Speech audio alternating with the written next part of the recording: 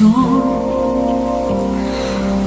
Huwag mawawalan ng pag-asa, darating din ang ligaya.